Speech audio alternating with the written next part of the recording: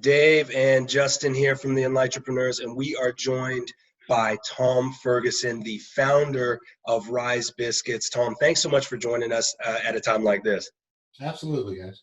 All right, so we're here to talk really relevant, practical information for business owners in this current coronavirus environment. But Tom, why don't you talk about your story starting Rise and where you are now as a business? Yeah, I started Rise in 2012 as just a single location. And then we built it to a franchise over the last 8 years. We have 16 locations in 6 states. And I'm the CEO of the company, and we're rocking along. Okay. Now, so you said 2012? So you've been through a few of these. Historically, what does that look like for you? Yeah, I started my catering business in 2000, and then we had 9/11 happen shortly after that. So I was really young at that time in the company. But 2009 is the one that stands out to me.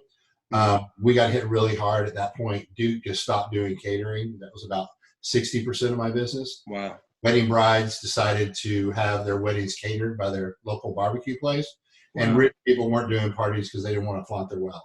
So it all kind of crashed on us harder than even the restaurant business. But what happened then is I had an old timer, Mr. Hernan, who owns Hernan Restaurant Equipment, come into my office and sit down and say, "Hey, you're going to be okay. You run a solid business. The people who run a solid business are going to be okay. This alone will not bring you down." And that was really meaningful to me at that time because I was stressed out so bad about not being able to make it. And then I just went into back against the wall mode.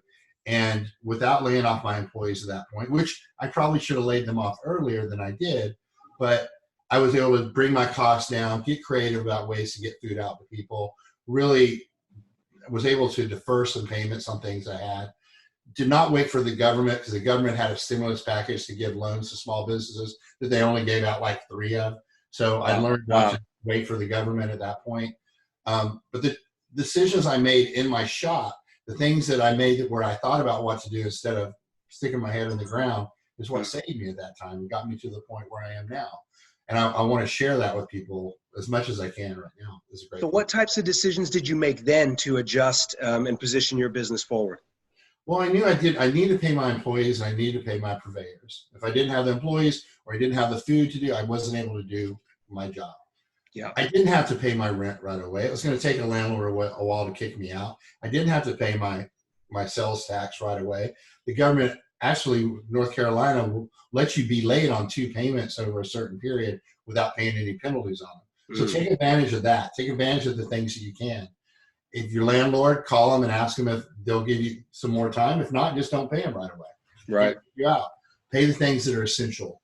Call your home mortgage people and ask for a deferment. Call your vehicles, ask for a deferment. Most of those places are going to do that in times like now. So the one thing to be careful about at this time is to take loans. Because you're going to take that loan, and then when this is over, you'll still be paying that loan, and you'll be digging out of this big, big, big hole. So that's kind of where my advice lies right now. You can fight your way through it if you put your head to it. To the grindstone. You can do it by taking advantage of, make sure you're paying who you need to be paying when you have the money, because you're going to have less money to pay right now. I think one of the really good points you make there, Tom, and you and Justin both being in the restaurant business, this is pretty much your moment here.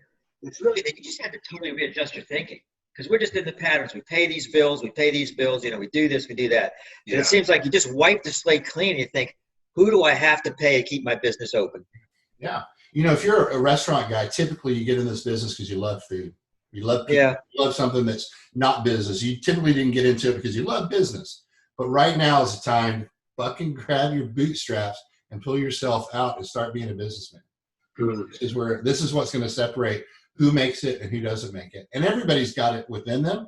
Even if you think you're not this business person, yes, you are. You can make the right decisions for your company. Wow.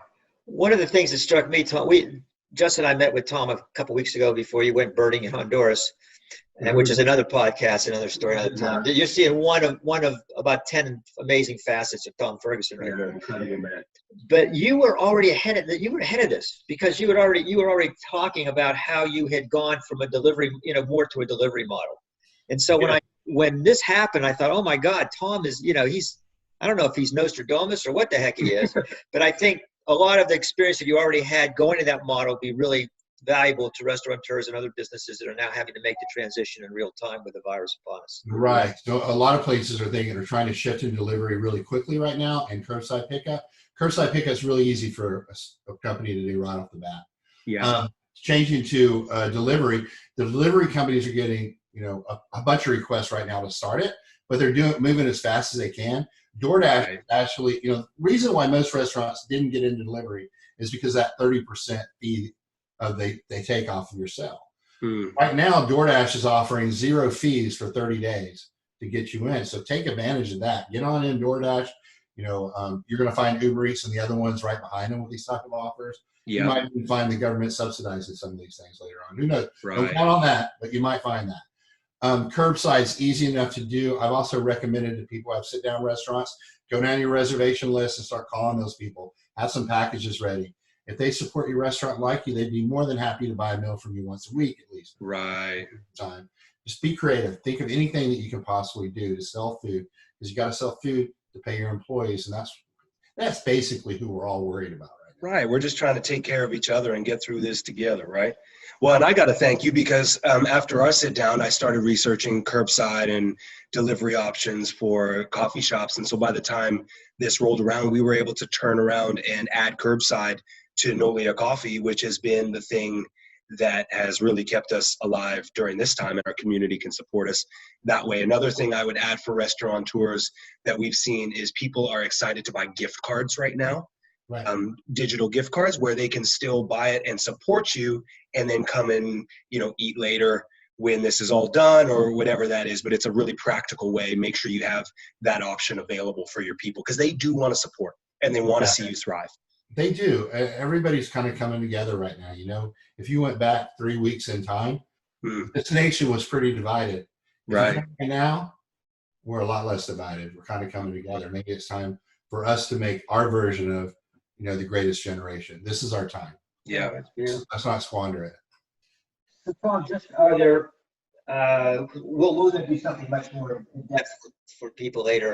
We wanted to get this. When we talked to you on the phone just a few minutes ago, we thought we got to get this stuff out. Justin especially just said, "Hey, this is gold. We can't keep it to ourselves." So are there any other tips? Because since you were already transitioning to this model before this happened, and so you have some experience, what other advice can you get from people who are moving more towards an offsite model? If you're doing delivery, most companies are raising the price of what they're selling on the third-party delivery than instead of what the price is in the store. There's limits and guidelines for that, but you need to do that to try to compensate some of that money. Right. So for instance, if you raise your pricing 20% on the delivery platform, it will end up costing you about 15% instead of 30% once you work your numbers out. Right. That helps you an awful lot in delivery. And these delivery companies are getting ready. Well, we're getting ready to start buying each other out so that these prices will start coming down and be a little bit more reasonable as time goes on. Yeah. But the delivery model, especially if you're a fast casual, quick service model, you really need to get into delivery and figure out how to work it out. The numbers are just showing growth, steady growth across the nation, and some places rapidly, especially in urban areas. Yeah. So here's what I want to know. A couple points as we wrap this up that businesses need to do. What would you say kind of first steps? And you've mentioned a few nuggets, a few tidbits here, but what are the real big, do this, don't do that? What does that look like? For me, it would be control your costs, straight up. Control your costs, control your labor, be honest and open with your employees about where you are right now. Yeah. Defer as many payments as you can. Defer them. Ones that aren't going to tell you deferment, like your taxes, just don't pay them. You have some breaks and stuff that's built into the system to help you out. Yes. Pay your employees, pay your purveyors, make food somehow, some way that you can service people. Keep things moving. Don't just stop, sit at home and get depressed about this.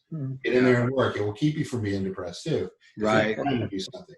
And that's a huge thing too. Not only the financial aspect of this, but the mental aspect of this is very important that you keep your head strong at this point. How do you do that, Tom? For me, I think I operate fairly well under distress, and when I have to make maneuvers, it makes me feel like, And by making the maneuvers, it makes me feel that I have a purpose. And I think that a lot of us get a lot of our juice in this business from feeling that we have a purpose in what we do. Yes. And the only way you can do that is keep active and thinking in your business.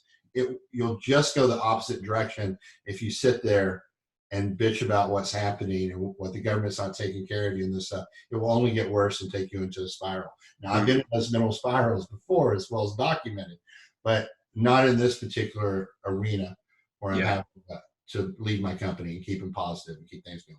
So what would you say is the opportunity here, right? Because leaders see opportunities. So there's a lot of negative that we can look at.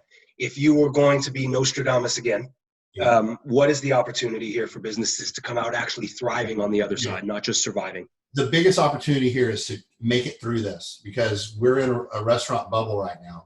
There's too many around. There's way too many. And a lot of those haven't been running their business well, haven't been putting out a great product. They will fail. They won't make it. And this, when we get through this, if you make it through with your company, you're going to go into a golden era with a lot of opportunities, a lot less competition, and higher sales. Plus, if you're taking care of your fan base, they're even going to be more loyal once you get out of this. Right. And your employees as well. Yeah. So do the right thing getting through this. Keep your company, make it all the way through, because once the storm's over, you're going to be in a better position. Yeah. Oh, man. Tom, thank you so much. This is amazing. So we're going to Saturday. This Saturday is March 21st, I believe. We are going to go live stream with Tom for a full hour. So if you are a restaurateur, business owner, anybody, if you know one, send them our way, because you're going to actually be able to ask live questions and go in more in depth for this as well.